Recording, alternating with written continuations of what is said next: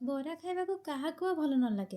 Hello everyone, Jai Jagannath, welcome और welcome back to my mini vlog. चल आज टिके बरा बनेबा कारण मते बहुत इच्छा होचे ओडिसा स्टाइल बरा खाया पई। जेते बरा खांतु आज्ञा से गाँर गुड़िया दुकान बरार स्वाद आपको कौटी भी मिल मत तो मिलानी से मुझे घरे बन खाऊँगी। तो चलते आज मुझे कहबी बरा बनवार प्रस्तुत प्रणाली।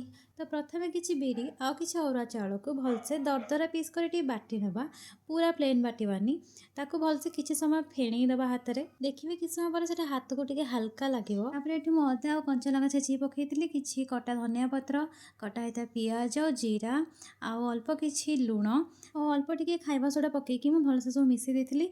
आठ अल्प टे सुजी आड कर क्रिस्पीनेस से सब भलसे गोल सारिकी मुझे बरा शेप्रे पकाऊँगी। फास्ट बराटी मोर हो नाला, देखो मोर होलटा है ठीक से मुझे राउंड राउंड शेप्रे पकई होल करनी। गरम पचे जीवन छाड़ जाओ कि बरा खाइबार खुशी गोटे अलग लेवल। मो मन हो कि घर तैयारी बरा खायापी, तो सारिकी जिते गरम हो मु घर बनईकी ही खाइबी। मोर ये बरा रेडी होता। जदि मो भिडियोटी भल लगी ताले लाइक शेयर और सब्सक्राइब करने को भूलें। हाँ, कमेंट करने को भी भूलें। तो आज ये पुणी देखा नेक्स्ट वीडियो रे। रही बाय बाय।